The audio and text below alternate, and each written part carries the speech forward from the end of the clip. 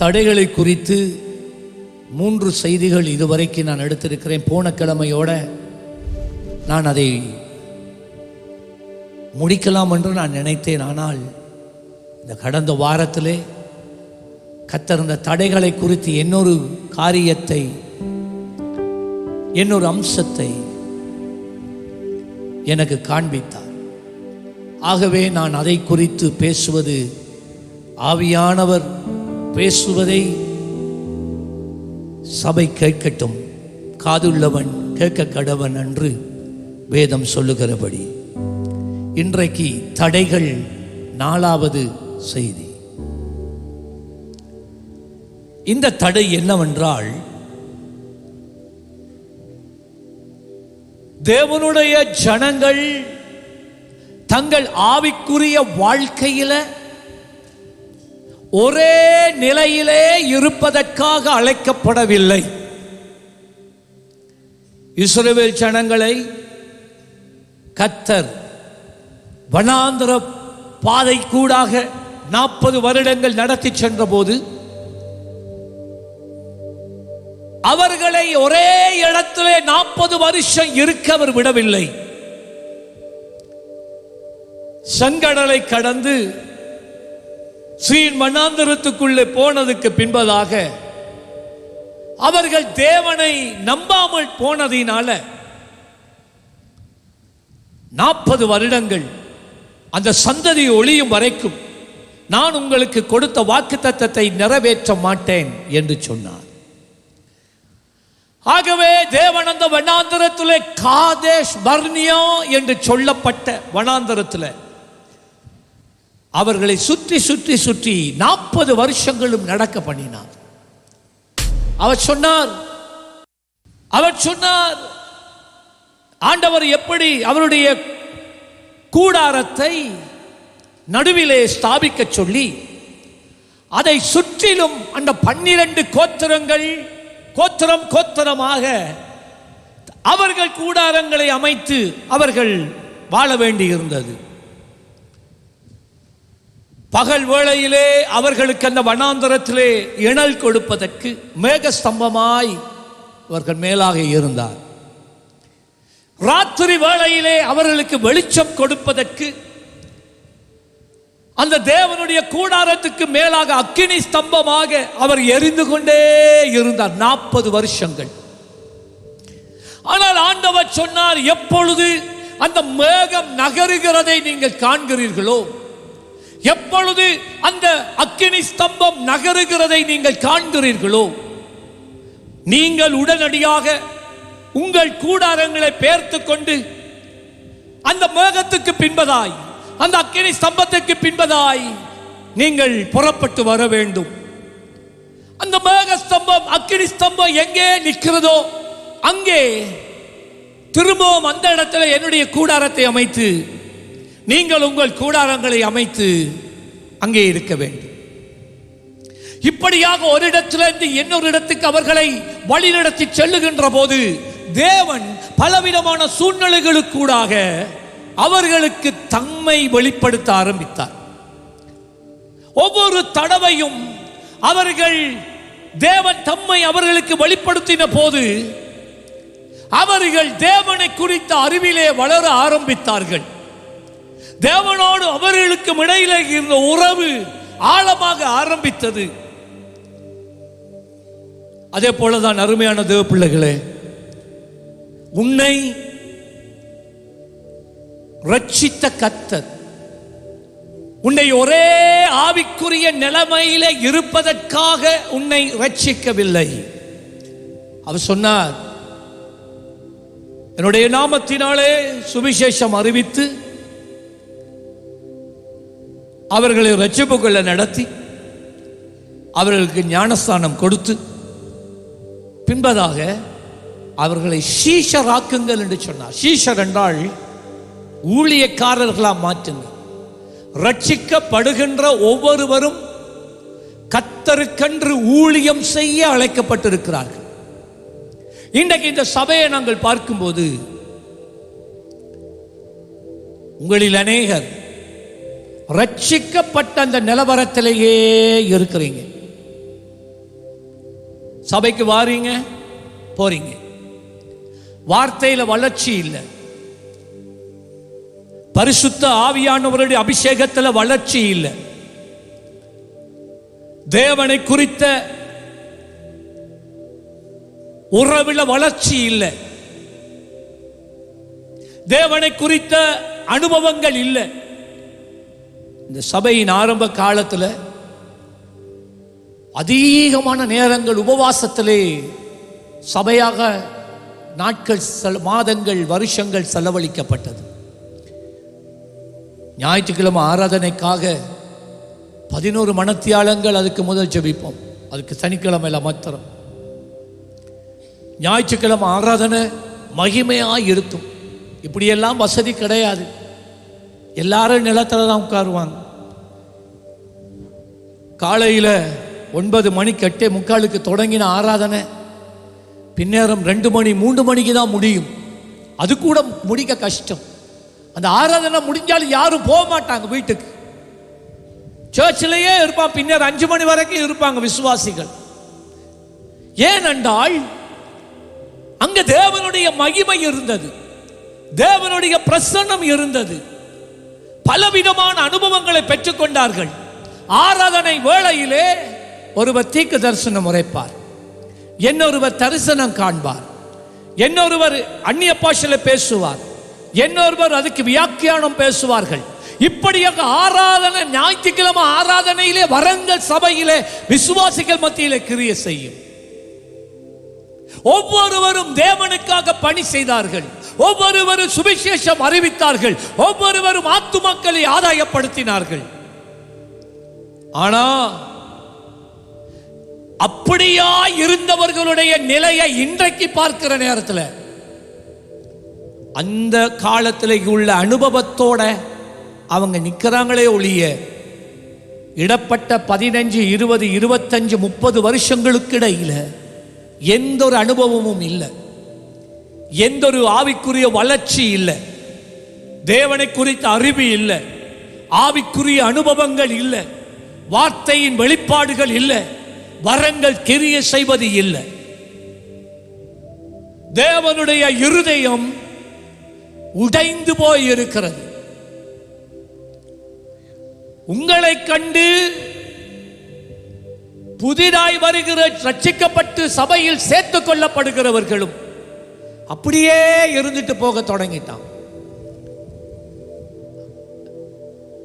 ஆகவே இன்றைக்கு செய்தி இதுதான். 4வது தடைகள், 4வது செய்தி என்னண்டா, எங்களுடைய ஆவிக்குரிய வாழ்க்கையில நாம் இருக்கிற தற்போதைய ஆவிக்குரிய நிலையில இருந்து மகிமையான உயர்வான நிலைக்குள்ளே, அனுபவங்களுக்குள்ளே நாம் போவதாயிருந்தால், போவதற்கு தடையாக இருக்கிற 3 காரியங்களை பேச போகிறேன். 3 காரியம். The hindrances to rising to higher spiritual dimension. முதலாவது, தேவனை குறித்தும், நல்ல கவனிக்கணும், தேவனை குறித்தும் தேவ ஆவியானவரை குறித்து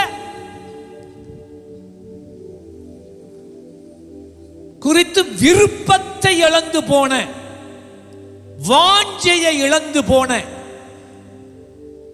நிலை.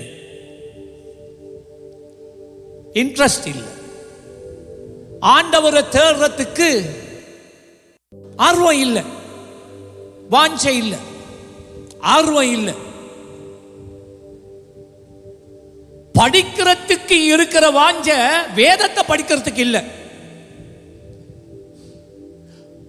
உலகளவிலான ஞானத்தை பெருக்கிக் கொள்ளுகிற இருக்கிற அளவுக்கு தேவனுடைய காரியங்களை, ஆவிக்குரியவருடைய காரியங்களை அறிந்து கொள்ள, ஞானத்தை பெருக்க ஆர்வம் இல்லை, வாஞ்சை இல்லை. தேவனை குறித்து உணர்வு இல்லை, தேவனை குறித்த ஆவியானவரை குறித்த ஒரு பசி இல்லை. மற்ற எல்லாத்துக்கும் தாகம் இருக்கு, ஆர்வம் இருக்கு, வேலை செய்யறதுக்கு ஆர்வம் இருக்கு, பிள்ளைகளை நல்லா படிக்க வைக்கிறதுக்கு ஆர்வம் இருக்கு, முகத்தை இல்லாட்டி சரீரத்தை எந்தெந்த மாதிரி அழகுபடுத்தலாம், புது புது காரியங்களை நீங்க அங்க ஃபேஸ்புக்ல பார்த்து யூடியூப்ல பார்த்து அதை கற்றுக்கொண்டு அது எல்லாம் நீங்க ஆன்லைன்ல வேண்டி அதெல்லாம் நீங்க செய்றீங்க. ஆனா தேவனுடைய காரியம் என்றா உங்களுக்கு ஆர்வமே கிடையாது, அது உங்களுக்கு முக்கியமே இல்லை, அதை விட்டுட்டீங்க. இரவரவா நீங்க படிப்பீங்க, டெஸ்ட் வருது, ஆனா வேதம் வாசிக்கிறது இல்லை, வேதம் படிக்கிறது இல்லை. பணத்தை சம்பாதிக்க, சமுதாயத்தில் உயர்வான இடத்துக்கு வர எவ்வளவோ தியாகங்கள் பண்றீங்க. தேவனுக்குள்ள ஆழமா போக, தேவனுடைய வல்லமையினால் அபிஷேகம் பண்ணப்பட, உபவாசத்தில் இருக்க, ஜெபத்திலே இருக்க, தேவனை ஆராதிக்க ஆர்வம் இல்லை. இன்றைக்கு சபையின் நிலைமை அப்படித்தான் இருக்கு. 7 மணிக்கு இந்த ஆராதனை தொடங்குது. எத்தனை பேர் வாரீங்க, எத்தனை மணிக்கு வாரீங்க? இந்த கதிரையில் இருக்கிறத பார்த்து நான் சொல்லுவேன். ஏன்னா நாங்கள் தொடங்கினோடனே இந்த கதிரைகளை நாங்கள் ஃபுல்லாக போகிறதில்லை. ஏன்டா எல்லாரையும் முன்னுக்கு எடுக்கணும்ன்றதுக்காக. அப்போ நீங்கள் இந்த எந்த ஆசனத்தில் எங்கே இருக்கிறீங்க, எத்தனையாவது வரியில் இருக்கிறீங்க என்பது நீங்கள் இந்த ஆராதனைக்கு எத்தனை மணிக்கு வந்தீங்க என்பதை காட்டுது.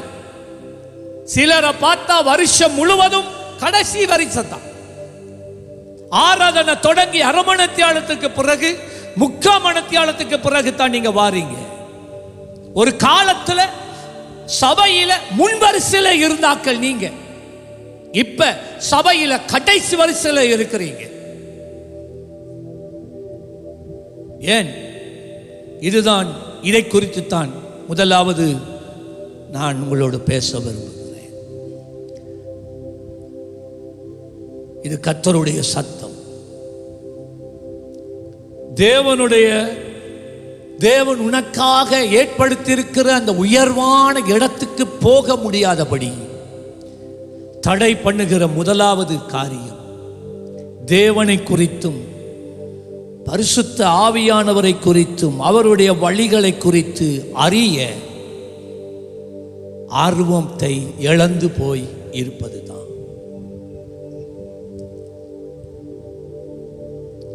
சங்கீதம் 84 10வது வசனத்தில் சங்கீதக்காரன் சொல்லுகிறதை கேளுங்கள்.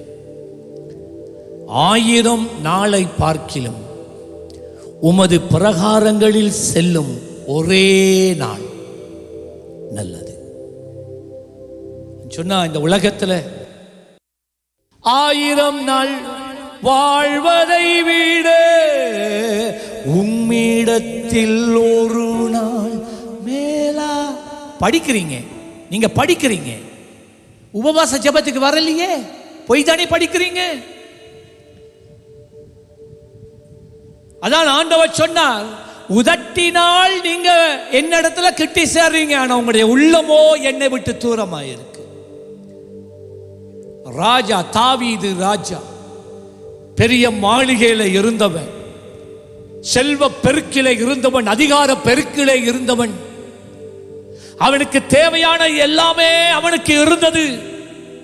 ஆனால் அவன் என்ன தெரியுமா சொன்னான்? ஆண்டவரே, நான் 1000 நாள் இந்த உலகத்திலே இந்த உலக காரியங்களுக்கு பின்னால போகிறதுக்கு, ஓடுகிறதுக்கு, உழைக்கிறதை பார்க்கிலும் உம்முடைய சமூகத்தில் வந்து ஒரு நாள் காத்திருப்பது, உம்முடைய சமூகத்தில் ஒரு நாள் இருப்பது மேலானது.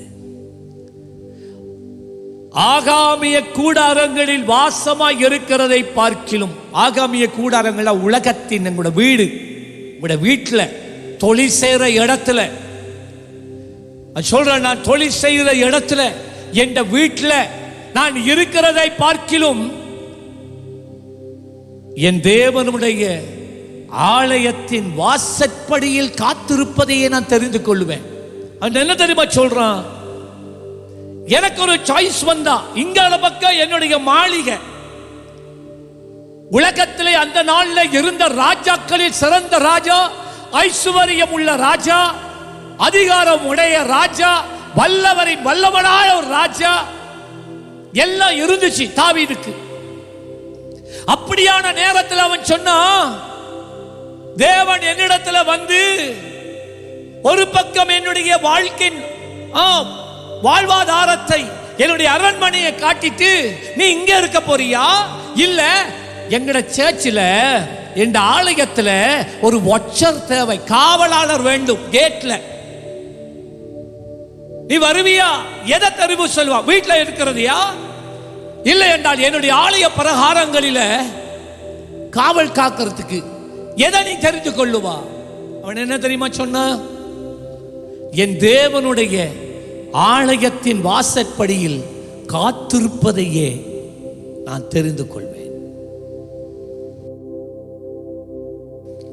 வேதம் சொல்லுகிறது, மனிதன் உலகம் முழுவதையும் ஆதாயப்படுத்தினாள், லாபம் என்ன? லாபம் என்ன? எவ்வளவா கர்த்தர் உன்னை ஆசீர்வதித்திருக்கிறார். அப்படி இருந்தும் உனக்கு விருப்பம் இல்லை, ஜெபிக்க உன்னால முடியதில்லை. சங்கீதம் 63 முதல் 2 வசனத்தில் சவுலுக்கு பயந்து தாவீது அவனுடைய மனுஷரோடு கூட இப்ப கடைசியா யூதேயாண்டு சொல்லப்பட்ட ஒரு வனாந்தரத்தில் பயந்து தன் உயிரை காப்பாற்ற போனான். தாவீது எங்க போனாலும் எப்பயும் தேவனை தேடுகிற ஒரு மனுஷன். ஆனால் அவனுடைய உள்ளத்தில் ஒரு ஏக்கம், ஐயோ ஆண்டவரே, எருசலேமிலே இருக்கிற ஆலயத்தில் நான் எவ்வளவெல்லாம் உம்மை அனுபவிச்சேன், இப்ப நான் வனாந்தரத்தில் வந்து நிற்கிறேன். சொன்னார், தேவனே நீர் என்னுடைய தேவன், அதிகாலமே உம்மை தேடுகிறேன். வறண்டதும் விளைத்ததும் தண்ணீரற்றதுமான நிலத்திலே என் ஆத்துமா உம்மேலே தாகமாய் இருக்கிறது. இதை வச்சுதான் ஃபாதர் பாட்டு எழுதினார், தேவனே என் தேவா உம்மை நோக்கினே, நீரில்லா நீலம் போல அப்பா உம்மை பார்க்கிறேன். சொன்ன, ஆண்டவரே உம்முடைய ஆலயத்தில் தானே நீங்க இருக்கிறீங்க, அந்த ஆலயத்தில் இருக்கிற மகிமையை கண்டு கண்டு நான் களி கூர்ந்தானே. ஆனா என் வாழ்க்கையில உண்டாகி இருக்கிற சூழ்நிலை, ஆண்டவரே நான் ஆலயத்துக்கு கூட போக முடியாதபடி நான் வனாந்தரத்தில் இருக்கிறேனே. அந்த வனாந்தரத்தில் இருந்து கர்த்தரை அவன் தேடுகிறான். அதிகால வேளையில அவன் எழுந்து தேடுகிறான். ஏன்? அவனுக்கு தெரியும், ஆண்டவர் சொல்லி இருந்தார், அதிகாலையில் என்னை தேடுகிறவர்கள் என்னை கண்டடைவார்கள். ஆகவேதான் அவன் அதிகாலையிலே தேடுகிறான். அவன் சொன்னான், இப்படியே பரிசுத்த ஸ்தலத்தில் உம்மை பார்க்க ஆசையாய் இருந்து உம்முடைய வல்லமையை, உம்முடைய மகிமையை அந்த நாட்கள்ல நான் கண்டேனே அப்பா.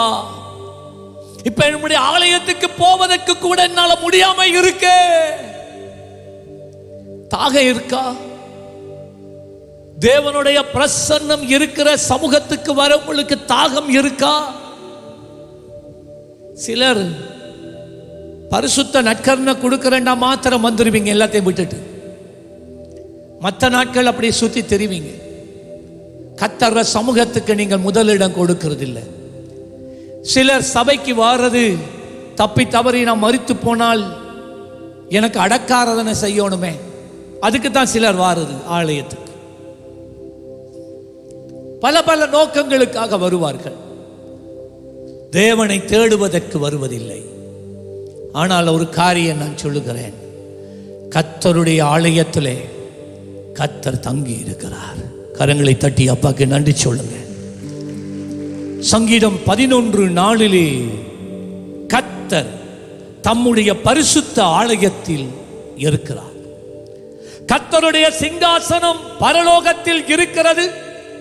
அவருடைய கண்கள் மனுபுத்திரரை பார்க்கிறது. கர்த்தர் சிங்காசனத்தில் வீற்றிருக்கிறார். ஆனால் எங்கள் நடுவிலே பரிசுத்த பரிசுத்த ஆவியானவர் உலாவிக் கொண்டு இருக்கிறார். ஆவியானவர் உலாவிக் கொண்டு இருக்கிற அந்த நேரத்தில் கர்த்தர் பரலோகத்தில் சிங்காசனத்தில் உட்கார்ந்து கொண்டு அவருடைய கண்கள் உன்னை கவனிக்கிறது, உன்னை கவனிக்கிறது. நீ ஆராதிக்கிறியா, நடிக்கிறியா, உன் இருதயம் எப்படி இருக்கு? வேதம் சொல்லுகிறது, மனிதன் வெளியரங்கத்தை பார்க்கிறான், ஆனால் கர்த்தரோ உள்ளான மனுஷனை பார்க்கிறார். மனுஷன் உன் ஆக்ஷனை பார்க்கிறா, கையை உயர்த்துறத, வாயால துதிக்கிறத, பேசுறத, பாட்டை பாடுறத மனுஷன் பார்க்கிறான். கர்த்தர் உள்ளத்தை பார்க்கிறா. உள்ளத்தின் ஆழத்தில் இருந்து என்னை இவன் ஆராதிக்கிறானா? உண்மையாத்தானே ஆராதிக்கிறான். ஆண்டவருடைய இருதயம் நொறுங்கி போயிடுச்சு. என்ன தேவ சமூகத்துக்கு நீ வாரா, ஆனால் நீ என்னை தேடுவதில்லை. என்னை தேட வேண்டும் என்கிற வாஞ்சி உனக்கு இல்லை. சங்கீதம் 27:4 தாவீது சொன்னான், கர்த்தரிடத்தில் ஒன்றை நான் கேட்டேன். I asked only one thing. சொன்ன கர்த்தரிடத்துல ஒரே ஒரு ஜெப விண்ணப்பத்தை தான் நான் வச்சிருக்கிறேன். சொன்னா என்னண்டா, கர்த்தரிடத்தில் ஒன்றை நான் கேட்டேன், அதையே நாடுவேன். அது என்னண்டா, நான் கர்த்தருடைய மகிமையை பார்க்கணும். அதுதான் என் ஜெபம். இன்றைக்கு உங்களுடைய ஜெபம் என்னவா இருக்கு? ஐஸ்வர்யத்துக்காக ஜெபிக்கிறீங்களா? கல்யாணத்துக்கு தான் ஜெபிக்கிறீங்களா? பிள்ளைக்காக ஜெபிக்கிறீங்களா? இதுக்கு தான் நீங்க ஜெபிக்கிறீங்களா? அதெல்லாம் நிப்பாட்டுங்க. உங்களுடைய ஆவிக்குரிய மேன்மைக்காக ஜெபிச்சு பாருங்க. அதான் இயேசுவாமி சொன்னார், முதலாவது தேவனுடைய ராஜ்யத்தையும் நீதியையும் தேடுங்க. உங்களுடைய வாழ்க்கையில தேவனுடைய சித்தம் நிறைவேற ஜெபிங்க. உங்களுடைய வாழ்க்கையில, ஆவிக்குரிய வாழ்க்கையில அந்த உயர்வான இடத்துக்கு போக ஜெபியுங்க. உங்கள் மனக்கண்கள் தெளிவாய் இருக்க ஜெபியுங்க. ஆவிக்குரிய புதிய அனுபவங்களை பெற்றுக்கொள்ள ஜெபியுங்க. கர்த்தருடைய வரங்கள் உங்களுக்குள்ளே கிரியை செய்ய ஜெபியுங்க. இது கர்த்தருக்கு பிரியமான ஜெபம். அதுதான் தேவனுடைய ராஜ்யத்தை தேடுகிற ஜெபம். ஆண்டவரே, இதோ என்னை நான் தருகிறேன், என்னை எடுத்து பயன்படுத்துமப்பா. இதுதான் தேவனுக்கு பிரியமான ஜெபம். கர்த்தருடைய ராஜ்யத்தையும் நீதியையும் முதலாவது தேடு. ஆண்டவர் சொன்னா, நீ அதை தேடுற நேரம் உன் காரியங்கள் எல்லாம் நானே தானா பார்த்து கொண்டு வருவேன். கையை தட்டி அப்பாக்கு நன்றி சொல்லு. கொஞ்சம் பேர் தான் கை தட்டுறாங்க, என்ன மிச்சாக்களுக்கு வருது இல்லை, மிச்சாக்களுக்கு வருது இல்லை. பாத்தீங்களா? இதைத்தான் நான் சொல்றேன். கர்த்தர் சரியா தான் இன்னைக்கு பேசுறார். உணர்வு இல்லை, வாஞ்சை இல்லை. இப்ப நான் கர்த்தருடைய வார்த்தையிலிருந்து பேசுறது பிடிக்குதில்லை, உனக்கு பிடிக்குதில்லை. இது கர்த்தரிடத்தில் ஒன்றை கேட்டேன், அது என்னண்டா, அதையே நாடுவேன். அது என்னன்றா, நான் கர்த்தருடைய மகிமையை பார்க்கும். நீங்க ஜெபிக்கிறீங்களா? உங்களுடைய ஜெபத்தில், ஆண்டவரே உங்களுடைய மகிமையை நான் காணணும்ப்பா. இந்த கண்ணால பார்க்கல அந்த மகிமையை, ஆவிக்குரிய கண்களால தான் பார்க்க முடியும். கேட்குறீங்களா? உங்களுடைய பிரசன்னத்தை என் மேல நான் உணரணும் ஆண்டவரே. கேட்குறீங்களா? தீர்க்க தரிசனமா என்னோட பேசுங்க. கேட்குறீங்களா? அடுத்தது என்ன ஆண்டவரே? அடுத்தது நீர் என்னிடத்தில் எதிர்பார்க்கிறது என்ன ஆண்டவரே? கேட்குறீங்களா? ஜெபத்தை மாத்திக்கொள்ளுங்க. உங்களுடைய ஜெபத்தை மாத்துங்க. அச்சனா அவருடைய ஆலயத்தில் ஆராய்ச்சி செய்யும் படிக்காக இங்க வந்து அவன் எக்ஸ்பீரியன்ஸ் பண்றான், பிராக்டிஸ் பண்றான். ஆண்டவரே, இந்த வரம் எனக்குள்ள கிரியை செய்யட்டுமே, இந்த அனுபவம் எனக்கு கிடைக்கட்டுமே. ஆராய்ச்சி பண்றான்.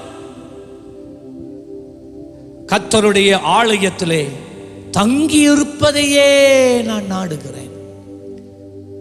The desire to stay in God's temple.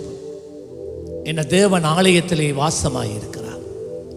சங்கீதம் 36 7, 8 வசனத்துல, தேவனே உம்முடைய கிருபை எவ்வளவு அருமையானது, அதனாலே மனுபுத்திரர் உம்முடைய சட்டைகளின் நிழலிலே வந்தடைகிறார்கள். 8வது வசனம், உமது ஆலயத்தில் உள்ள சம்பூரணத்தினால் திருப்தி அடைவார்கள்.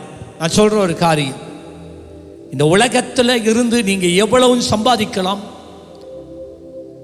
ஓடி ஓடி ஓடி உழைக்கலாம், பட்டங்களை பெறலாம், அந்தஸ்துகளை பெறலாம், பெரிய மனுஷனாய் இருக்கலாம்.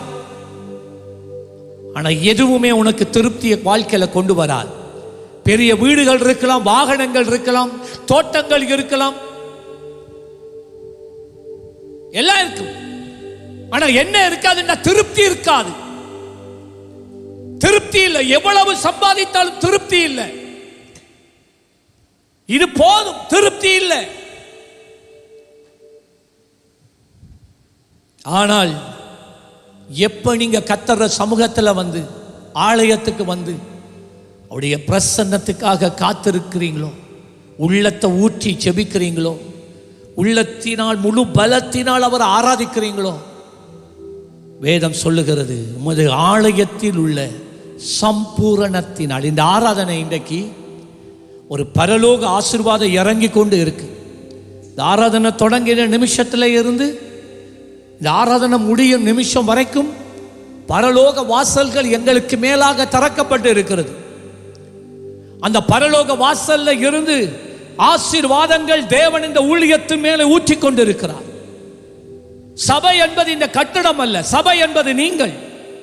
உங்கள் மேலே தேவன் தம்முடைய கிருபை, அவருடைய தயவு, அவருடைய இரக்கம், அவருடைய சமாதானம், மகிழ்ச்சி, பரிபூரணம், அவர் அந்த மகிமை இறங்கிக் கொண்டே இருக்கிறது. அதுதான் உண்மையான திருப்தியை ஒரு மனுஷனுக்கு கொடுக்க முடியும். உமது ஆலயத்தில் உள்ள சம்பூரணத்தினால் திருப்தி அடைவார்கள், உமது பேரின்ப நதியால் அவர்கள் தாகத்தை தீர்க்கிறீர். இன்றைக்கு அநேகருடைய வாழ்க்கையில பணம் இருக்கு, செல்வம் இருக்கு, அந்தஸ்து இருக்கு, எல்லாம் பேர் புகழ்ச்சி எல்லாம் இருக்கு. என்ன தெரியுமா இல்ல? மகிழ்ச்சி இல்லை. மகிழ்ச்சி என்பது உங்களுக்குள்ள இல்லை. எப்ப பார்த்தாலும் உங்களுடைய மனது பாரத்தால் நிறைந்திருக்கிறது, குழப்பத்தால் நிறைந்திருக்கிறது. திருப்தி இல்லை, குழப்பம், மனரம்மியம் என்பதே இல்லை, கண்ணீர். அப்பாட பிரசன்னத்துல உண்மையா வந்து பாருங்க, அங்கதான் உங்களுக்கு உண்மையான பரலோக சந்தோஷம், மகிழ்ச்சி, பூரணம் அந்த இடத்துல இறங்குகிறது. கர்த்தருடைய ஆலயத்துக்கு போவோம். 122 சங்கீதம் 1வது வசனத்தை பாருங்க. கர்த்தருடைய ஆலயத்துக்கு போவோம் வாருங்கள் என்று எனக்கு அவர்கள் சொன்னபோது மகிழ்ச்சியாய் இருந்தேன். மகிழ்ச்சியாய் இருந்தேன். மகிழ்ச்சியோட வந்திருக்கிறீங்களா? புறுமுறுத்து கொண்டு முறுமுறுத்து கொண்டு மனதை கடினப்படுத்தி கொண்டு இந்த வந்திருக்கிறீங்களா? அப்படி வர்றதுல பிரயோசனம் இல்லை. மகிழ்ச்சியா வரணும். கர்த்தர் சமூகத்துக்கு மகிழ்ச்சியா வரணும். 2 தீமோத்தேயு 3ஆம் அதிகாரம் முதல் 5 வசனங்கள். கடைசி நாட்கள்ல மனுஷருடைய இருதயம், வாழ்க்கை எப்படி இருக்கும்? கடைசி நாட்களில் கொடிய காலங்கள் வரும் என்று அறிவாயாக. எப்படி என்றால், மனுஷர்கள், சபையில் இருக்கிற விசுவாசிகளை பற்றி பேசு, தற்பிரியராய், தங்களை தாங்க பிரியப்படுத்துகிறவர்களாய். சரியா? தற்பிரியர், பணப்பிரியர். எவ்வளவு உண்மைன்னு பாருங்க. இப்ப பணப்பிரியர், பணத்தின் மேல வச்சிருக்கிற ஆசையினால தேவ சித்தத்தை கூட காலின் கீழே போட்டு மிதிக்கிறவர்களாய் தேவ பிள்ளைகள் மாறி இருக்கிறாங்க. பாத்தீங்களா? பணப்பிரியர். பணத்துக்கு தான் வாழ்க்கையில முதலிடம், கர்த்தருக்கு இல்ல. பணத்துக்கு, ஐசுவரியத்துக்கு, ஜபத்துக்கு முதலிடம் இல்ல, சுயத்துக்கு தான் முதலிடம். நித்திர வருது, ஜெபிக்க இயலாது. களைப்பாயிருக்கு, ஜெபிக்க இயலாது. மற்ற எல்லாம் செய்யறதுக்கு முடியும். களைப்பு இல்லை. விடிய விடிய இருந்து சினிமா பார்க்க களைப்பு இல்லை, நித்திர வராது. கேம் விளையாடுறதுக்கு நித்திர வராது. ஜெபிக்க 5 நிமிஷம் கூட முடியுதில்லை.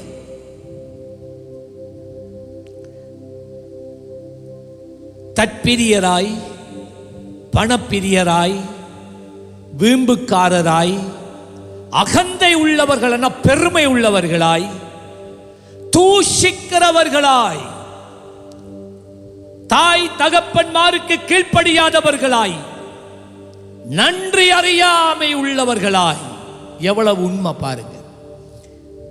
எத்தனை நன்மையத்தான் கர்த்தர் உங்களுக்கு செய்திருக்கிறார். வெளியில போய் பாருங்க, இந்த உலகத்துக்குள்ள சின்ன பிள்ளைகள் கூட தற்கொலை பண்ணுது. சின்ன பிள்ளைகள் 13 வயசு 12 வயசு பிள்ளைகளே தற்கொலை பண்ணி வாழ்க்கையை மாய்த்து கொள்ளுகிறாங்க. ஏன் தெரியுமா? வாழ்க்கையில நிம்மதி இல்லை, பாதுகாப்பு இல்லை. எத்தனை பேர் வியாதியினால மறிச்சு கொண்டு இருக்கிறாங்க. இலங்கையில் உண்டாகி இருக்கிற சில வியாதிகள் இன்று வரைக்கும் அதுக்கு மருந்தே இல்லை. என்ன வியாதி என்றே கண்டுபிடிக்காம மறிச்சு கொண்டிருக்கிறாங்க தெரியுமா? தேவன் உன் பிள்ளைகளை காக்கலையா? தேவன் உன்னை பாதுகாக்கவில்லையா? தேவன் உன்னை நடத்தவில்லையா? உன்னை போஷிக்கவில்லையா? எவ்வளவு நன்றி சொல்ல வேண்டும். ஆனால் கடைசி நாட்கள்ல சபையில இருக்கிற தேவ பிள்ளைகளால் நன்றி அறியாதவர்களாய் இருப்பார்களாம். நன்றி அறிதல் இல்லாதவர்கள் உன்னால் உபவாச ஜெபத்துக்கு வர முடியுதில்லை, ஜெபத்துக்கு வர முடியுதில்லை, ஆராதனைக்கு தொடர்ந்து வர முடியுதில்லை, ஆராதிக்க முடியாது. நன்றி இல்லாத இருதயம். அவர் தரத்தானே வேணும், அவர் செய்யத்தானே வேணும். ஜாக்கிரதை. 4ஆம் வசனம், துரோகிகளாயும் துணிகரம் உள்ளவர்களாயும் இருமாப்புள்ளவர்களாயும் தேவ பிரியராயிராமல். இதை பற்றி தான் இன்றைக்கு நான் பேசுகிறேன். தேவனை குறித்த பிரியம் இல்லை. தேவன் வைத்திருக்கிற அந்த இலக்கை நோக்கி ஓடுகிற விருப்பம் இல்லை, அதை குறித்த கவலை இல்லை. தேவனை அறியணுமே, அனுபவிக்க வேண்டுமே, அவருடைய அபிஷேகத்தில் வளரணுமே, அதை குறிச்சே இல்லை. தேவ பிரியராய் இராமல் சுகபோக பிரியராய், தங்களுக்காக உலக ஞானத்தினாலே, உலக செல்வத்தினாலே, உலக பெருமையினால நிரப்பப்பட்டு அதுக்கு பின்னால ஓடுகிறீங்க. 5ஆம் வசனம். ஆனா சபைக்கு வந்து என்ன செய்றாங்களா? தேவ பக்தியின் வேஷத்தை தரித்து பரிசுத்தவான் போல கர்த்தர் சமூகத்தில் நிற்கிறது. வேலை செய்கிற இடத்துல ஆவிக்குரியம் போல பேசிக்கொள்றது. ஆனா உள்ளுக்குள்ள ஒன்றும் கிடையாது. பிரசன்னமே இல்லை, வாழ்க்கையில ஜெபம் இல்லை, வேதம் வாசிப்பு இல்லை, தேவனோடு உறவு இல்லை. ஆனால் தங்களை ஆவிக்குரியவர்கள் போல, ஏதோ தேவனோடு நெருக்கமாய் வாழ்கிறவர்கள் போல தங்களை காட்டிக்கொள்ளுகிற தேவ பக்தியின் வேஷத்தை தரித்து அதன் பலனை மறுதலிக்கிறவர்களாய் இருப்பார்கள். சொன்ன இவனை இப்படிப்பட்டவர்களை விட்டு விலகு. எழுமி நிற்போம் எல்லாரும். ஹல்லேலூயா. ஷகரபா ரதநாமா கதிசதலா. தடைகள் தேவன் நமக்காக வைத்திருக்கிற அவருடைய ஆவிக்குரிய உன்னதமான அனுபவங்களுக்குள்ளே நிலைக்கு போக முடியாதபடி உண்டாகிற தடைகள். முதலாவது, தேவனை குறித்தும் பரிசுத்த ஆவியானவரை குறித்த கரிசனையற்ற ஒரு வாழ்வு, உணர்வற்று வாழ்கின்ற ஒரு வாழ்வு. இரண்டாவது, திருக்குள்ள இருதயம். அது ஒரு தடையா இன்றைக்கு இருக்கு. திருக்குள்ள இருதயம். தேவன் நமக்காக வைத்திருக்கிற அந்த மகிமை அடைகிறதுக்கு ஆவிக்குரிய அனுபவங்களை நான் பெறாதபடிக்கு, தேவனுடைய வரங்கள் அடுத்த நிலையிலே எனக்கூடாக செயல்படாதபடிக்கு ஆவிக்குரிய புதிதான அனுபவங்களை நாம் பெற முடியாதபடிக்கு தடையாயிருப்பது நம்முடைய திருக்குள்ள இருதயம். எரேமியா 17:9-10 சொல்லுகிறது, எல்லாவற்றை பார்க்கிலும் இருதயமே தெருக்குள்ளதும் மகா கேடுள்ளதுமாய் இருக்கிறது, அதை அறியத்தக்கவன் யார்?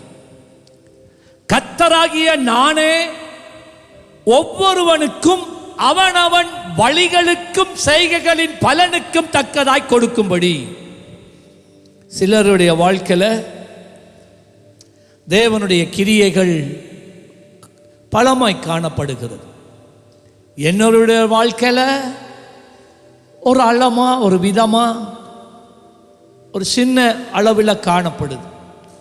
இன்னொரு சிலருடைய வாழ்க்கையில அவங்க ஜெபிச்சாலும் சரி, உபவாசம் பண்ணாலும் சரி, ஒன்றும் காணப்படுவதில்லை. திரும்ப நான் சொல்றேன், சபையில் சிலருடைய வாழ்க்கையில் ஆவிக்குரிய செயல்பாடுகள், வரங்கள், தாளந்துகள் செயல்படுகிறது. இன்னொரு சாரார் வாழ்க்கையில் ஜெபம் இருக்கு, உபவாசத்துக்கு வராங்க, வேத வாசிப்பு இருக்கு, தேவனோடு செலவழிக்கிற நேரமும் இருக்கு. ஆனா தேவன் பயன்படுத்துகிறது ஒரு சின்ன அளவு தான், அதுக்கு மேல போவதில்லை. அதுதான் பராமரித்து வருஷமா 5, 10, 15, 20 வருஷம் இதுதான் அனுபவம். சின்ன சின்ன ஜெயங்கள், சின்ன சின்ன அனுபவங்கள். இன்னொரு சிலர் இருக்கிறாங்க, அவங்க ஜெபத்துக்கு வரலாம், வராம இருப்பாங்க, இஷ்டமான நேரம் வருவாங்க, இஷ்டமான நேரம் வரமாட்டாங்க. தேவனோடு சில நேரம் செலவழிப்பாங்க, சில நேரம் செலவழிக்க மாட்டாங்க, வேதம் வாசிப்பாங்க, வேதம் வாசிக்க மாட்டாங்க. என்னதான் நடக்கட்டும், அவங்களுடைய வாழ்க்கையில தேவனுடைய மகிமையோ செயல்களோ எதுவும் அவங்களோட வாழ்க்கையில இருக்காது. ஏன் என்று நீங்க கேட்குறீங்களா? அவங்களுடைய வாழ்க்கையில ஆராதிச்சாலும் பக்கத்தில் இருக்கிறவன் ஆவியில நிரம்புவான். நீங்க குளிர்ந்து போய் எந்த உணர்வும் மற்றவனா அப்படியே இருப்பீங்க. வார்த்தை பேசப்படுகிற போது பக்கத்தில் இருக்கிறவன் கை தட்டுவான், ஆமேன் சொல்லுவான்.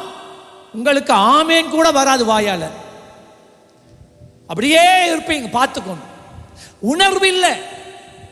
கேட்டு கேளாதவர்கள், கண்டு காணாதவர்கள், இருதயத்திலே உணர்வடையாதவர்கள். ஏன்? நான் சொல்றதை நல்லா கேட்கணும். என்னுடைய இருதயத்தின் நிலைவரம் எப்படியோ, நான் என்ன சொன்னேன் இப்ப சொல்லுங்க. அப்போ சிலர் வாயே திறக்கல, எப்படி சொல்லுவீங்க நீங்க? என்னுடைய இருதயத்தின் நிலைவரம் எப்படியோ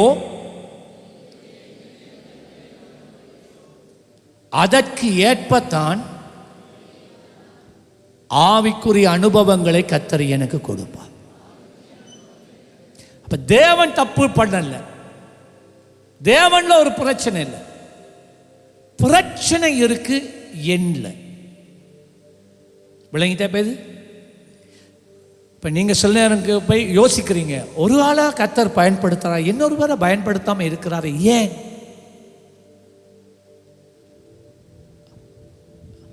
சிலர் சபைக்கு முன்பதாக தங்களை ஆவியிலே நிறைந்தவர்கள் போல காட்டலாம்,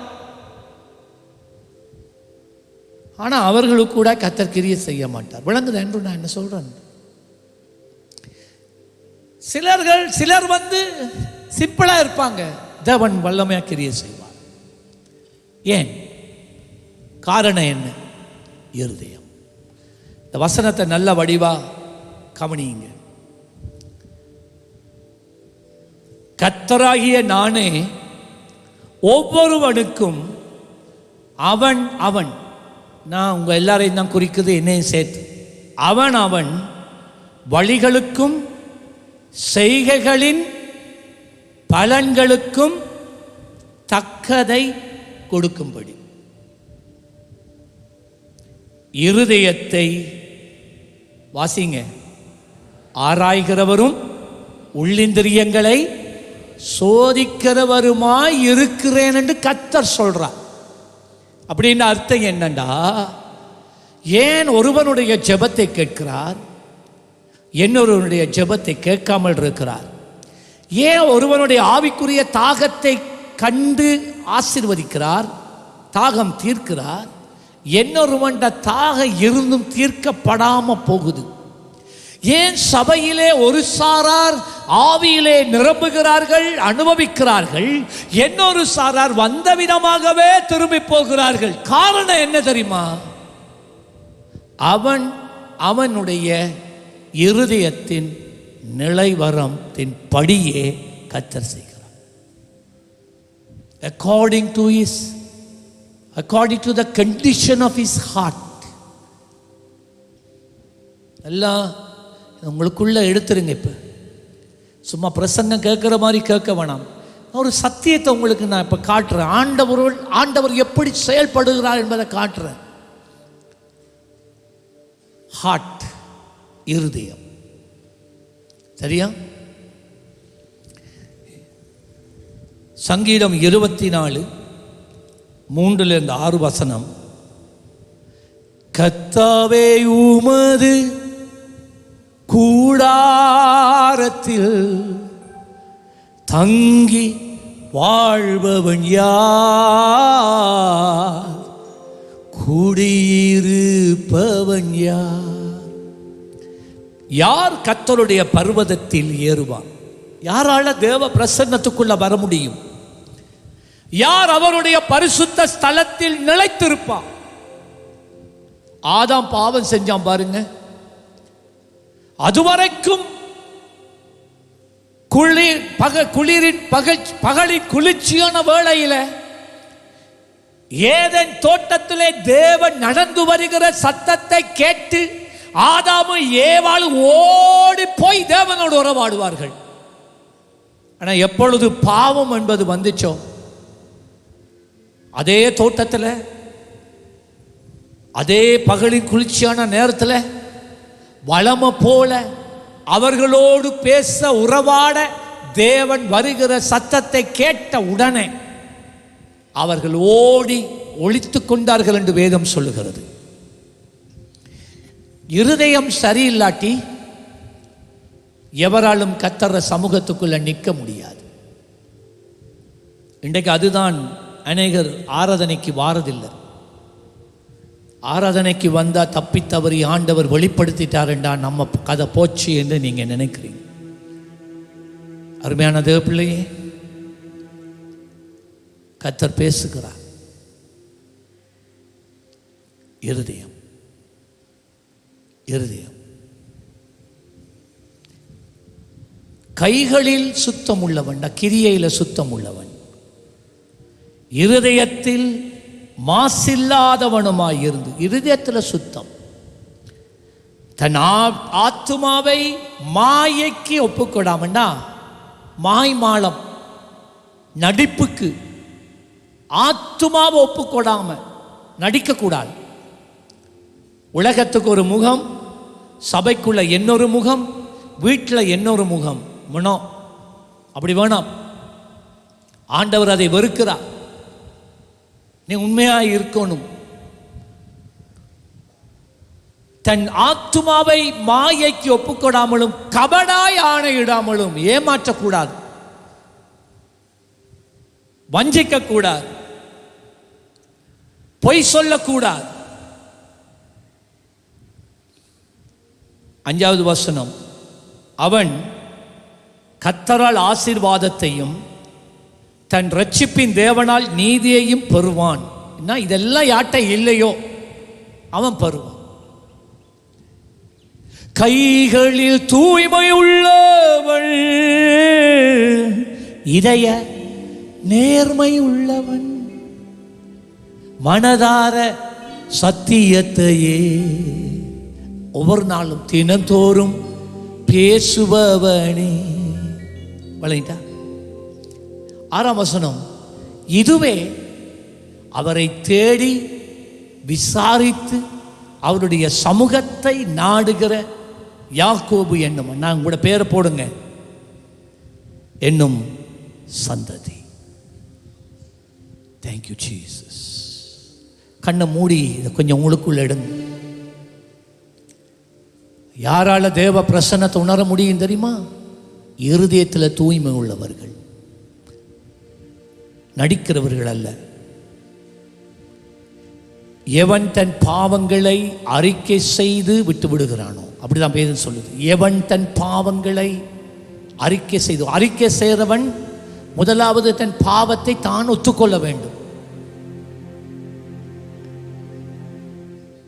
தான் செய்த பாவத்தை எந்த இருதயம் ஒத்துக்கொள்ளுதோ அவனால தான், ஆண்டவரே நான் இந்த பாவம் செய்துட்டேன், நான் மன்னியம் என்று அறிக்கை செய்யும். அதனால தான் முடியும். ஒத்துக்கொள்ளாத இருதயம் அறிக்கை செய்யாது. அறிக்கை செய்யாத இருதயம் தேவனிடத்திலே பாவ மன்னிப்பை பெறாது.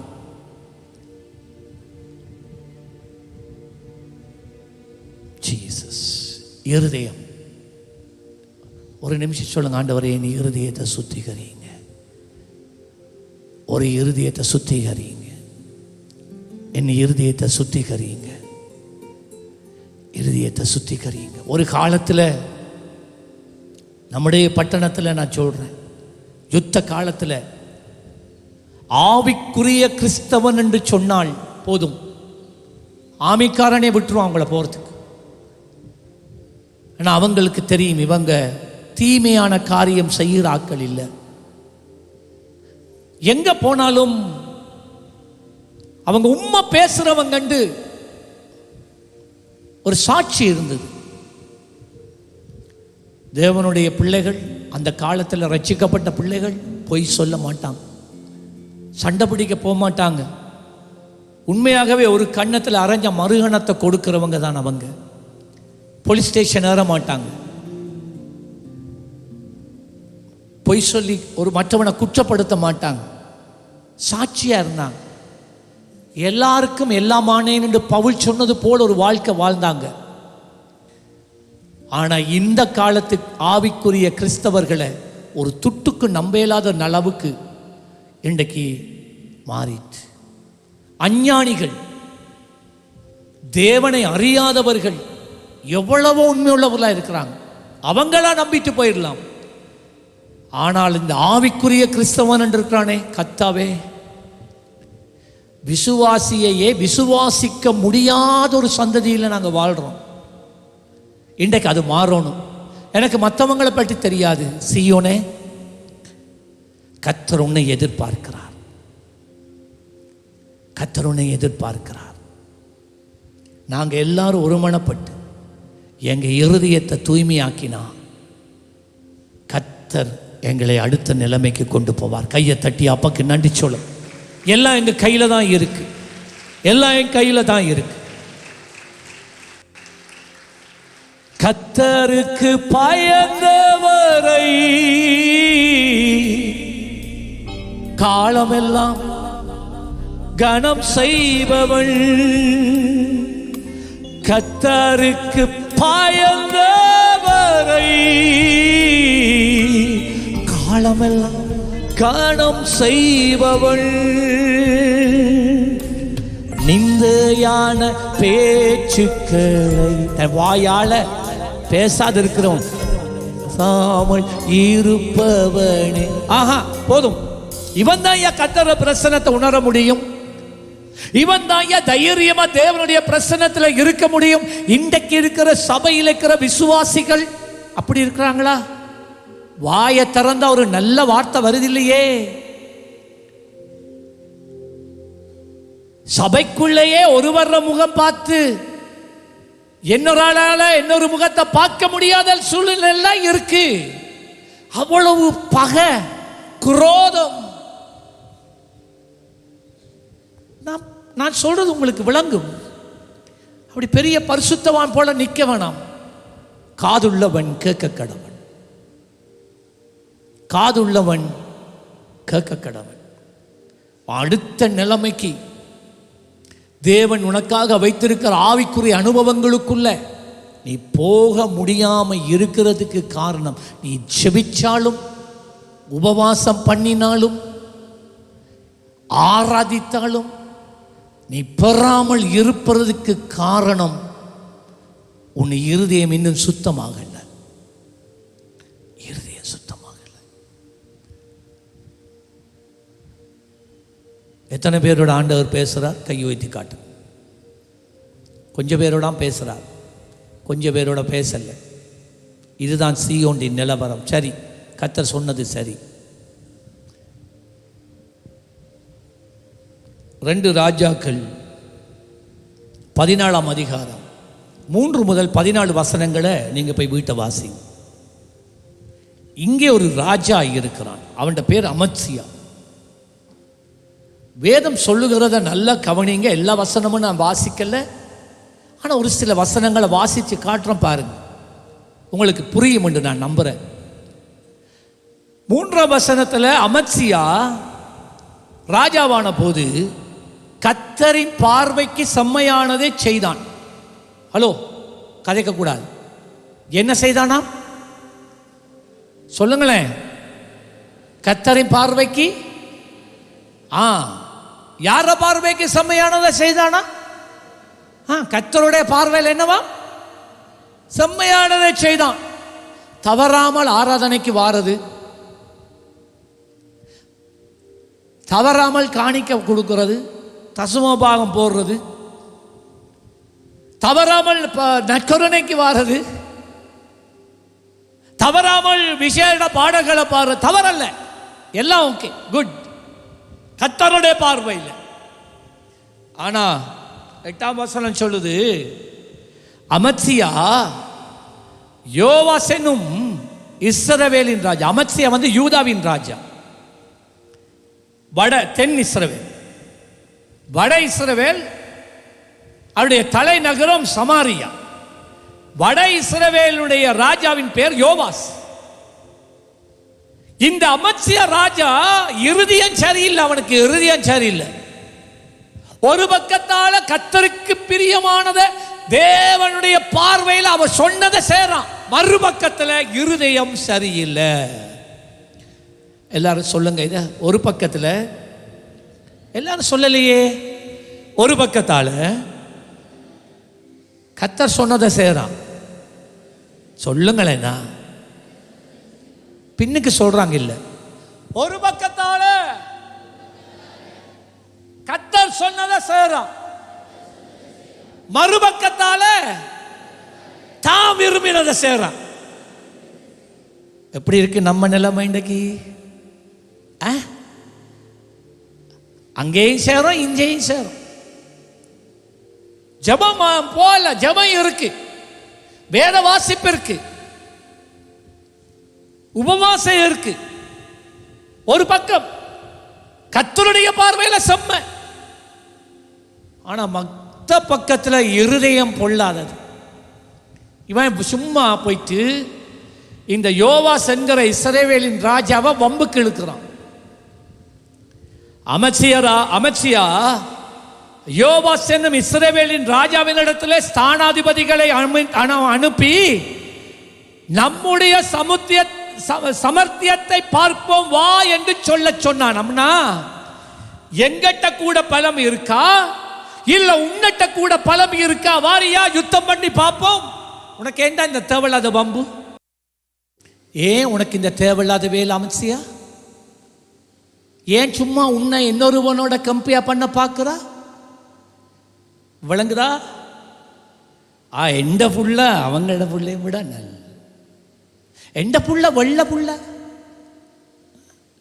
எந்த புள்ள கூட மார்க்ஸ் எடுத்திருக்கு. எப்பயுமே தங்களை மற்றவர்களோட ஒப்பிடுறது. சொல்றது விளங்குதா? செட்டான கப்ப தொப்பிய போட்டுறணும் உடனே. இப்படி 2-3 தொப்பி வரப்போகுது. இப்ப இதுதான் ஒரு பக்கத்தால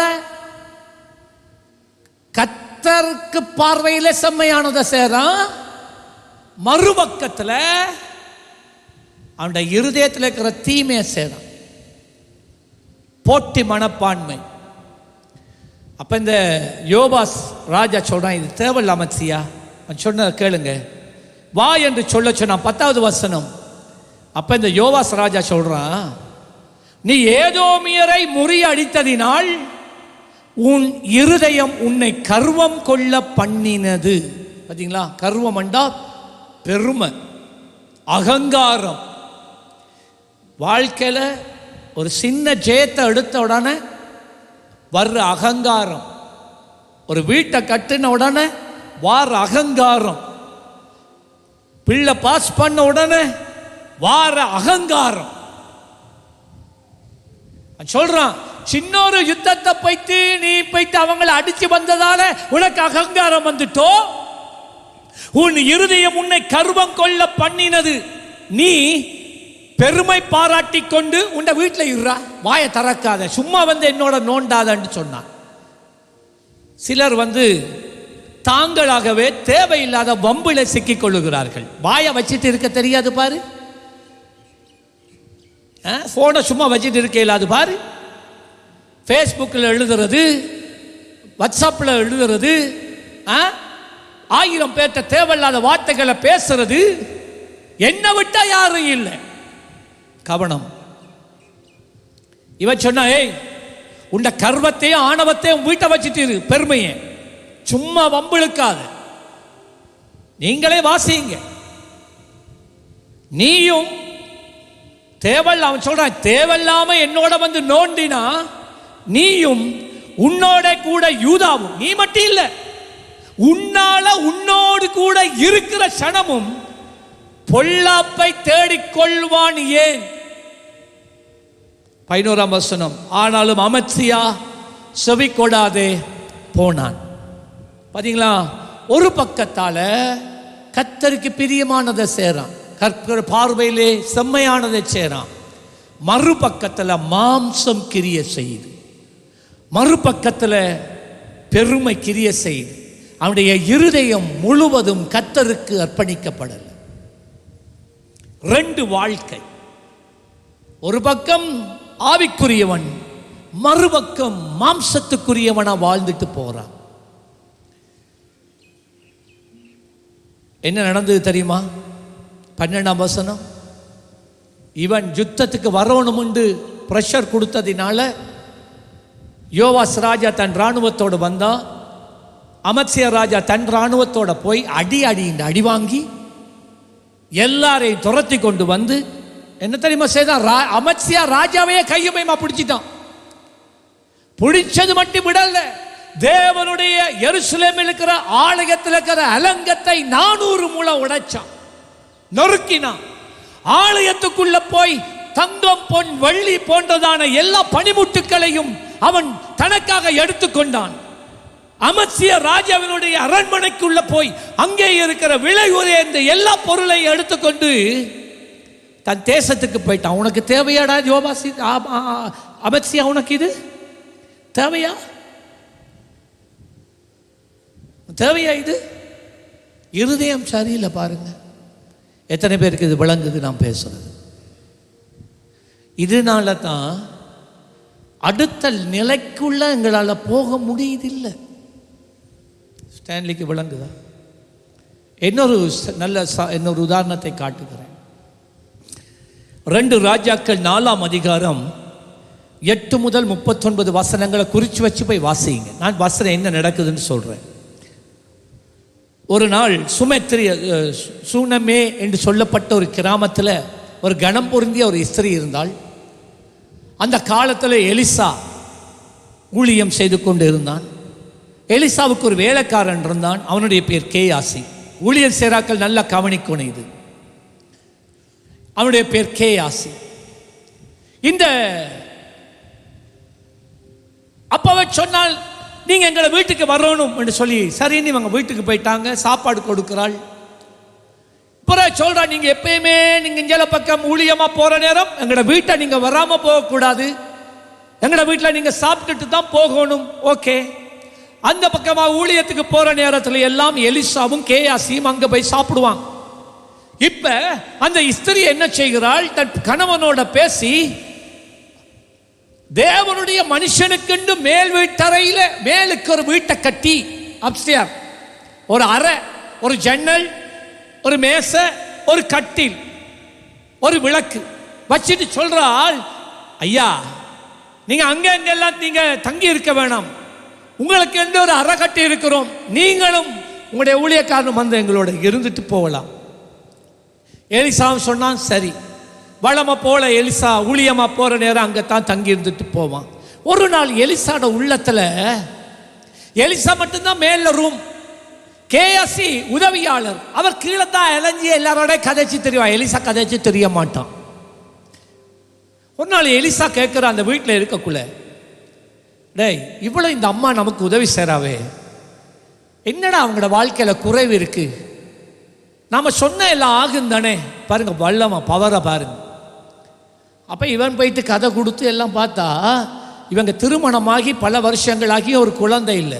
அப்படியா, சரியே, நாம ஆண்டவருடைய நாமத்தில் ஒரு குழந்தையை கட்டளையிட்டு போவோமே. எலிசா வாரான், கீழே இறங்கி வாரான், அம்மா உங்களுக்கு பிள்ளை இல்லையா? இல்லை, அடுத்த வருஷம் இந்த நேரத்தில் உனக்கு ஒரு பிள்ளை இருக்கும். கர்த்தர் அற்புதம் செய்தா, தீர்க்க தரிசனமா பேசினா அந்த வார்த்தை இல்லாததை இருக்கிறது போல் கிரிய செய்யும். கையை தட்டி அப்பாக்கு நன்றி சொல்லும். ஹல்லேலூயா. அதே போல அவளுக்கு ஒரு பிள்ளை பிறந்தது, நல்ல சந்தோஷம். இந்த பிள்ளை வளர்ந்து வருது. அவங்களுடைய அப்பா வந்து தோட்டத்தில் வயல்ல வேலை. ஒரு நாள் இந்த பிள்ளையும் கூட்டிட்டு போயிட்டார். ஒரு நாள் சரியான வெயில் அகோரத்தில் பிள்ளைக்கு வலிப்பு குணம் வந்துட்டு, சன் ஸ்ட்ரோக். உடனே அந்த பிள்ளைய வேலைக்காரன்ட்ட சொல்லி அனுப்பி அம்மாட்ட மனைவியின் இடத்துல கொடுத்து அனுப்புறாள். குழந்தை வீட்டை வருது, வலிப்பு குணத்தோட வருது, சரியான உணர்வு இல்லாம வருது. இந்த தாயின் மடியில பிள்ளை செத்து போயிட்டு, அவருடைய உள்ளத்துல ஒரே போராட்டம். ஆண்டவர் தானே இந்த குழந்தையை கொடுத்தார், எப்படி இந்த புள்ள சாக முடியும்? பிள்ளை செத்து போனதை தன் புருஷனுக்கு சொல்லல. பிள்ளைய தூக்கி கொண்டு போய் மேலுக்கு தேவனுடைய மனுஷனுக்கு ஏற்படுத்தி இருந்த கட்டிலுக்கு மேல பிள்ளைய வளர்த்தாட்டிட்டு தன் புருஷனுக்கு வார்த்தை சொல்லி அனுப்புறான். ஒரு தேவ மனுஷன் ஒருக்க பார்த்துட்டு வாரேன். புருஷன் கேட்கிறா, ஏண்டி? இல்லை, நான் ஒருக்க பார்த்துட்டு வாரேன். அவர் தோட்டத்தில் வயல்ல வேலை. வேலைக்காரனோட இவள் போறாள். ஊழியக்காரன் எலிசா இருந்த இடத்துக்கு போறான். எலிசா ஆவியில கண்டுட்டான். உடனே எலிசா அவட வேலைக்காரன் கேயாசியை அழைத்து சொல்லுகிறார், ஏ கேயாசி, நான் நினைக்கிறேன் நம்ம சிஸ்டர் வார போல இருக்கு, ஓடி போய் கேளு, எல்லாமே சுகமா? கேயாசி ஓடி போனான். அம்மா, பாஸ்டர் கேட்கிறார், எல்லாமே ஆரோக்கியமா? அவள் என்ன தெரியுமா சொன்னாள்? எல்லாமே ஆரோக்கியம், எல்லாமே சுகமோ சுகம். இவர் ஓடி வந்து அவள் வர்றதுக்கு முதல் வந்து சொல்லிடா எலியாட்ட, அவன் பிரச்சனை இல்லை, சும்மா உங்களை பார்க்க வராள். இப்ப எலிசா சொல்றான், இல்லை இல்லை இல்லை, அவள் என்ன சும்மா பார்க்க வரல, ஆனால் அவள் என்னத்துக்கு வாராள் என்று ஆண்டவர் எனக்கு வெளிப்படுத்தலை. நல்லா கேட்கணும். தீர்க்கதரிசி சொல்றான், இவள் ஏன் வாராள் என்று கர்த்தர் எனக்கு வெளிப்படுத்தலை. சரி, வந்துட்டாளா? வந்து விழுந்தாலே ஒரு விழுவ எலிசாட காலில் விழுந்துட்டு என்ன தெரியுமா சொன்னா? ஏனையா உமக்கு இந்த தேவையில்லாத வம்புண்டாள். இதென்னடா இது? பாசற காலை பிடிச்சி வச்சுட்டு கேட்கிறாள், உமக்கே ஐயா இந்த தேவையில்லாத வம்பு. ஏனம்மா, ஏன் சிஸ்டர், என்ன நடந்துட்டு சிஸ்டர்? அவங்க அடுத்த கேள்வி, நான் உன்னிட்ட புள்ள கேட்டேனா?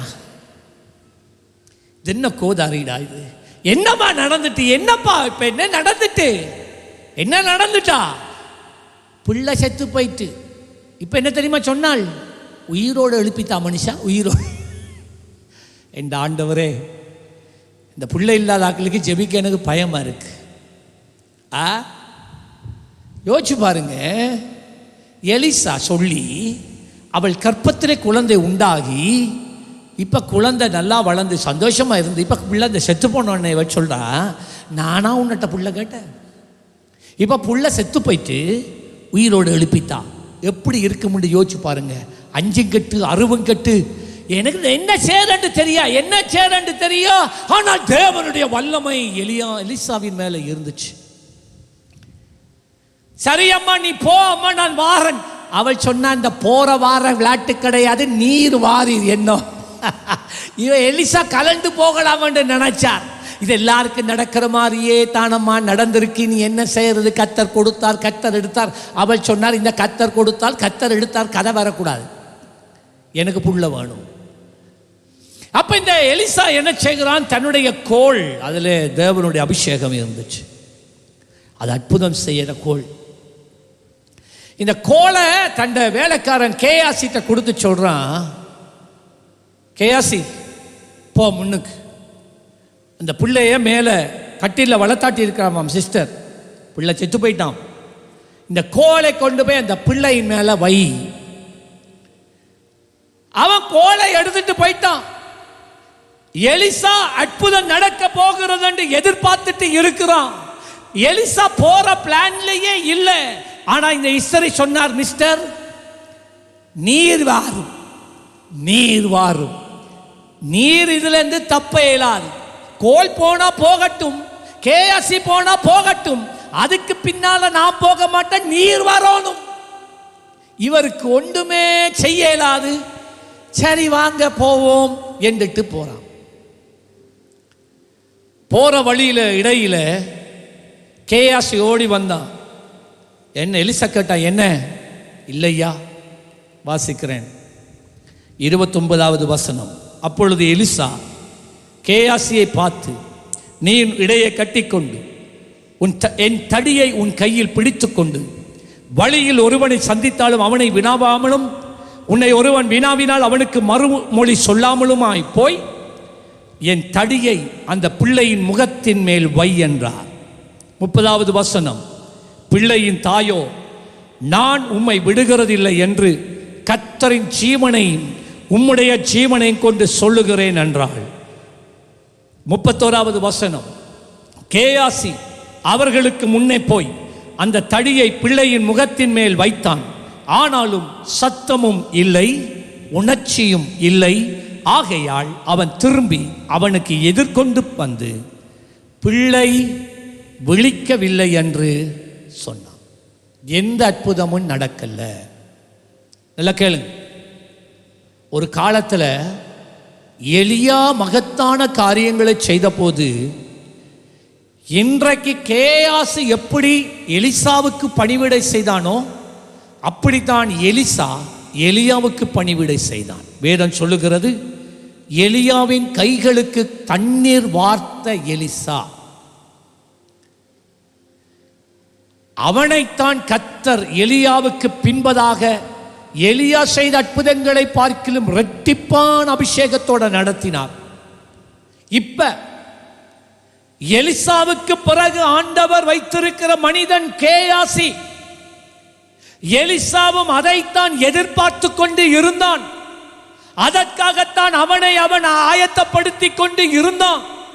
அதனால தான் தன்னுடைய கோலை கேயாசி கூடாக கொண்டு அனுப்பினான். ஆனால் நல்லா கேட்கணும், எலிசாவினுடைய கோல், அற்புதங்களை செய்கிற கோல் அவன் கையில இருந்தது.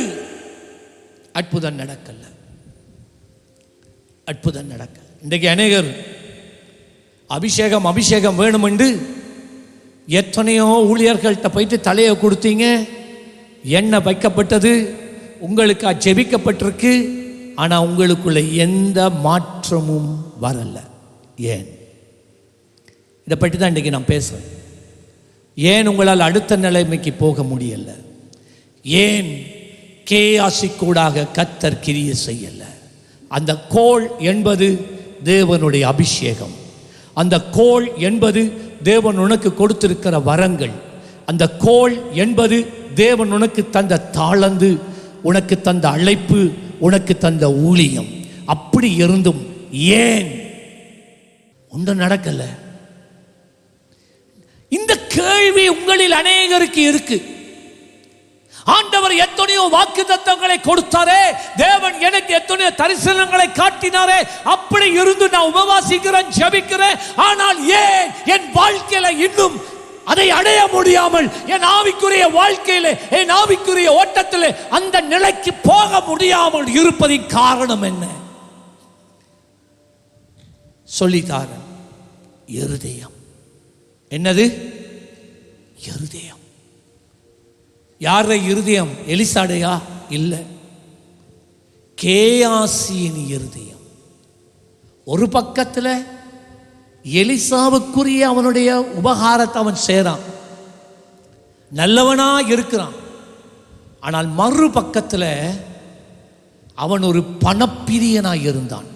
காசுக்கு பின்னால போறவன், பொருளுக்கு பின்னால போனவன், உலக ஆசா பாசங்களுக்கு பின்பதாக போனபடியினால அவனுக்குள்ளாக கோள் இருந்தும் செயல்படல. விளையிட்டா? நல்ல குரல் வளம் உங்களுக்கு இருக்கு. ஆனா நீங்க பாடுனா ஆவியானவர் அசைபாடுறதுல பிசாசு தான் அசைபாடுது.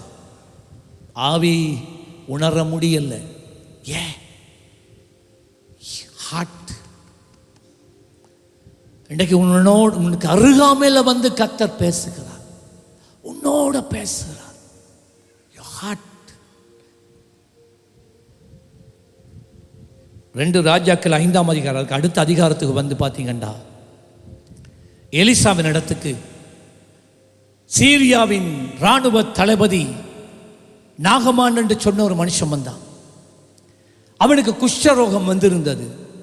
அவன் இந்த எலிசாவை குறித்து கேள்விப்பட்டு, எலிசா தன்னுடைய வீட்டிலே உள் அறையிலே ஜபத்தில் இருக்கிறான், தேவ சன்னிதானத்தில் இருக்கிறான். கேயாசி உதவியாளர் தானே, அவர் தான் முன்னுக்கு லாத்தி, அவர் தான் பர்சனல் செக்ரட்டரி. பாருங்க, நாகமான் அவ்வளவு கம்பீரமா வந்து நிற்கிறான். கம்பீரமாக வந்து நிற்கிற வேளையில நாகமான் வந்து இருக்கும் போது கேயாசி போய் கேட்கிறான், என்ன சார்? டேய், நான் யார் தெரியுமா? சரி, நீ இருந்தா நமக்கு என்ன, உன்னை விட இந்த பாஸ் பெரிய ஆள்.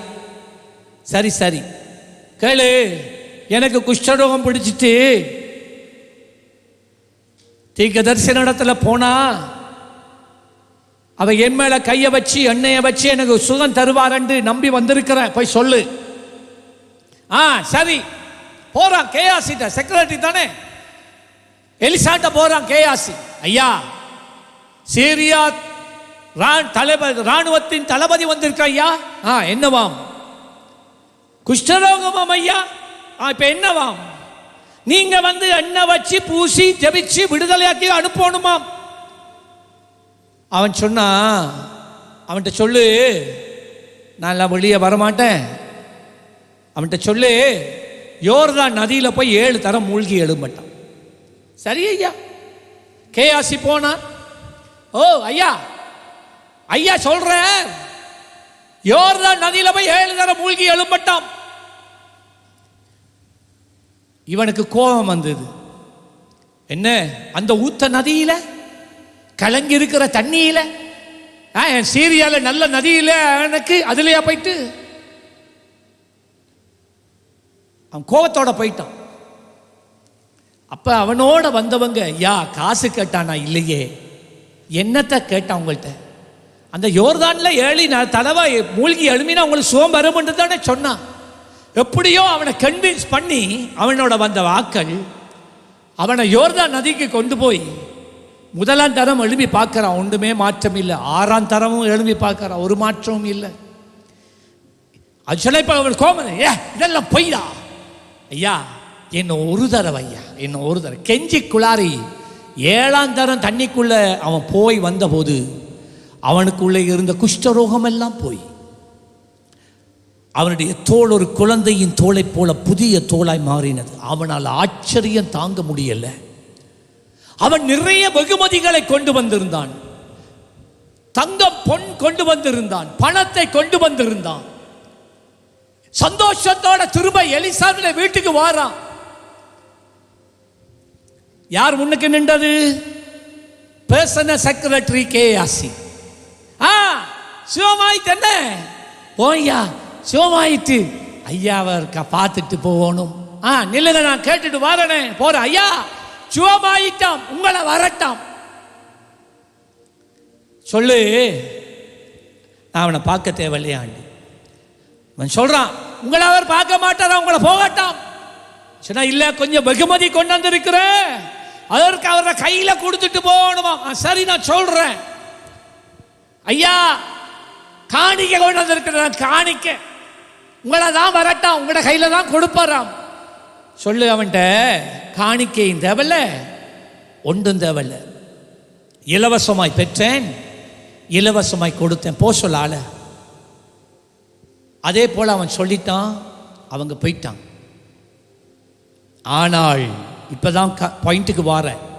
ஹலோ, இப்பதான் பாயிண்ட்டுக்கு வாரேன். ஏன் கேயாசிக்கு கையில எலிசாவின் கோல் கொடுக்கப்பட்டும் அற்புதம் நடக்கல? ஏன்? கேயாசி இந்த இருதயம் அவனுக்குள்ள வேதனை வருத்தி கொண்டிருந்த, ஐயோ, இந்த நம்மட ஐயாக்கு பைத்தியம், நம்மட ஐயாக்கு லூஸ், எவ்வளவு அதை கந்து என்ன மாதிரியெல்லாம் நாம் ஊழியம் செய்யலாம். அவன் தானே கொடுக்க வந்தான், ஏன் இவர் கொடுக்காம எடுக்காம போய்த்தாரு? எட்டி பார்க்கிறான் எங்க ஐயான். ஐயா ஜெபத்தில் இருக்கிற, சத்தம் போடாம மெல்லமா. கேயாசி வீட்டை விட்டு வெளியே வந்துட்டான். பார்க்கிறான், எட்டி பார்க்கிறாரோ, அவர் பொல்லாத மனுஷன், உள்ளுக்குள்ள இருந்து வெளியில என்ன நடக்குதுன்னு தெரியும், அது அவனுக்கு தெரியும். அவன் தேவனுடைய மனுஷன். இந்த கேயாசி என்ன தெரியுமா செய்தான்? வாசிக்கிறேன், கேளுங்கள். 20வது வசனம். தேவனுடைய மனுஷனாகிய எலிசாவின் வேலைக்காரன் கேயாசி என்பவன் அந்த சீரியனாகிய நாகமான் கொண்டு வந்ததை என் ஆண்டவன் அவன் கையிலே வாங்காமல் அவனை விட்டு விட்டாரே. நான் அவன் பின்னாக ஓடி அவன் கையிலே ஏதாகிலும் வாங்குவேன் என்று கர்த்தருடைய ஜீவன் மேல் ஆணையிட்டு, 21வது வசனம், நாகமானை பின்தொடர்ந்தான். இப்ப அவன் ரதத்துல போக இவன் ஓடி போய் பிடிச்சிட்டான். அப்ப அவன் சொன்னவங்க சொன்னா, ரதத்துல போன, ஐயா, வேலைக்கார வாரான், இந்த பஸ் வாரா, செக்ரட்டரி ஓடி வாரான். நாகமா உடனே அந்த ரதத்தை நிப்பாட்டி அவனுக்கு கொடுக்க வேண்டிய மரியாதை எல்லாம் கொடுத்து, என்னடா, என்ன பிரச்சனையா? இல்லையா, பொய் சொல்றா, கேளுங்க. 22ஆம் வசனம். இல்ல, தீர்க்கதரிசிகளின் புத்திரர் 2 வாலிபர்கள் இப்பொழுதுதான் நீங்க வந்து போனது பிறகுதான் வந்துட்டு போறான். எப்ராயிம் மலை தேசத்தில் இருந்து என்னிடத்திலே வந்தாங்க. அவர்களுக்கு ஒரு தாளந்து வள்ளியும் 2 மாத்து வஸ்திரங்களை தர வேண்டும் என்று அவங்க கேட்டாங்க. என்ன எஜமான் சொன்னார், அவங்கள போயிட்டு கேளு, அவங்ககிட்ட கேட்டு குடு என்று சொன்னார். இது உண்மையா பொய்யா? ஹலோ, இது உண்மையா பொய்யா? மெய்யா? பொய். எலிசா சொல்லல, இப்படி ஒரு சம்பவமே நடக்கல. இவன் ஒரு கதையை உருவாக்கி இல்லாததை இருக்கிறது போல ஒரு கதையா சொல்லி நாகமான நம்ப வச்சு, 24ஆம் வசனம், நாகமான் அத்தனை பொருளையும் எடுத்து இவரால் தனியை தூக்கிட்டு வர முடியல. அப்ப நாகமான் அவன் 2 வேலைக்காரனை கொடுக்குறான், எல்லாத்தையும் தூக்கி போய் ஐயாட வீட்டில் கொடுத்துட்டு வாங்க என்று சொல்ல, அந்த 2 பேரோட நாகமா கேயாசியும் அவன் மேட்டண்டைக்கு வந்தபோது, அந்த அவன் வீட்டுக்கு வந்தபோது அவன் அதை அவர்கள் கையிலே வாங்கி வீட்டிலே வைத்து அந்த மனுஷரை அனுப்பிவிட்டான். பொய் சொல்லி பணத்தையும் பொருளையும் எலிசா மூலம் நடந்த அற்புதத்துக்கான வரப்பிரசாதத்தை கள்ளத்தனமாக பெற்றுக்கொண்டு தண்ட வீட்டில் ஒளிச்சு வச்சுட்டு எல்லாரையும் அனுப்பி விட்டுட்டு இப்ப ஐயா மெதுவா போறார். எங்க? பொஸ்ட வீட்டுக்கு. சத்தம் போடாம போயிட்டான். எட்டி பார்க்கிறான், ஐயா என்ன ஜெபத்தில் தான் இருக்க. சோத்திரம் சோத்திரம் சோத்திரம் சோத்திரம் சோத்திரம். ஆண்டவர் ஐயா காணல, நான் போயிட்டு வந்ததை காணல. அல்லேலூயா அல்லேலூயா அல்லேலூயா. ஐயா டீ ஒன்று போட்டு தரட்டா? கற்பனை பண்ணுங்க. ஐயா டீ ஒன்று போட்டு தரட்டா? 12 மணி ஆயிடுச்சு. அப்பொழுதுதான் எலிசா சொல்றான், டீயா? 25வது வசனம். பின்பு அவன் உள்ளே போய் தன் எஜமானனுக்கு முன்பாக நின்றான். கேயாசி, எலிசா கேட்கிறான், கேயாசி எங்கே இருந்து வந்தாய் என்று எலிசா அவனை கேட்டதற்கு, உமது அடியான் எங்கேயுமே போகலையே. பார்த்தீங்களா பொய்ய? ஒரு பக்கத்தால கத்தருக்குரிய காரியங்களை செய்றான், சரியா செய்றான். மறுபக்கத்தில் உள்ளத்தில் பொய், வாயை திறந்த பொய், உலக ஆசை, பொருள் ஆசை, பண ஆசை, இருதயம் சரியில்லையா. உடனே அதுக்கு பிறகு நடந்தது என்னண்டா, ஏண்டா பொய் சொல்றா? நாகமானுக்கு பின்னால போகலையா? நான் இங்க இருந்து கொண்டு நான் கண்டுட்டேன். அவன்கிட்ட போய் நீ கேட்கிற நேரம் எந்த யோசனை உனக்கு வரலையா? நான் வேண்டாம்டா, நீ ஏன் போயிட்டு அதை எடுத்த? எப்படி உனக்கு இதன் மேல உண்ட இருதயம் பதிய முடியும்? எப்படி நீ உலகத்தான போல மாற முடியும்? கேளு, நான் சொல்றத கேளு. நாகமான்ட்ட இருந்த குஷ்ட ரோகமே உண்மையில வர கடவுதுன்னா அவன் குஷ்டரோகியா மாட்டான். வாழ்க்கை முடிச்சு. பணம் இருந்து என்ன இப்ப? பொருள் இருந்து என்ன இப்ப? பிரயோஜனம் இல்லாத ஒரு வாழ்க்கை. விளங்கிதா? இப்ப ஏன் கேயாசிட கையில வல்லமையான ஒரு கோல் கொடுக்கப்பட்டு அற்புதம் நடக்கல? எலிசா போனான், இந்த பிள்ளையின் மேல படுத்தான், பிள்ளைக்கு உயிர் வந்தது. கையை தட்டி ஆண்டவருக்கு நன்றி சொல்லுங்க. சீக்கிரமாய் முடிக்கிறேன். உபாகமம் 8:11-12. உன் தேவனாகிய கர்த்தரை மறவாதபடிக்கு நான் இன்று உனக்கு விதிக்கிற அவருடைய கற்பனைகளை, நியாயங்களையும் கட்டளைகளையும் கை கொள்ளாமல் போகாதபடிக்கு எச்சரிக்கையாயிரு. 12. நீ புசித்து திருப்தியாகி நல்ல வீடுகளை கட்டி அவைகளில் குடியிருக்கும் போது உன் மாடுகள் திரட்சியாகி உனக்கு வெள்ளியும் பொன்னும் பெருகி உனக்கு உண்டானவைகள் எல்லாம் வர்த்திக்கும் போது உன் இருதயம் மேட்டிமை அடையாமலும். இருதயம் உன்னை அடிமைத்தனம் வீடாகிய எகிப்திலிருந்து புறப்படிட பண்ணினவரும் உன்னுடைய பின்னாட்களில் உனக்கு நன்மை செய்யும் பொருட்டு உன்னை சிறுமைப்படுத்தி உன்னை சோதித்து அப்படியெல்லாம் சொல்லி 16வது வசனம். உன் பிதாக்கள் அறியாத மன்னாவினால் வனாந்தரத்தில் உன்னை போஷித்தவருமாகிய உன் தேவனாகிய கர்த்தரை நீ மறவாமல் என் சமர்த்தியமும் என் கைப்பலனும் இந்த ஐஸ்வர்யத்தை எனக்கு சம்பாதித்தது என்று நீ என் இருதயத்தில் சொல்லிக் கொள்ளாமலும் இருக்க எச்சரிக்கையாயிரு. நல்லா கேளுங்க. 2வது, தேவன் உனக்காக வைத்திருக்கிற அந்த உயர்வான அனுபவங்களை பெற்றுக்கொள்ள முடியாதபடி உனக்கு தடையாய் இருப்பது உன்னுடைய சொந்த இருதயம்.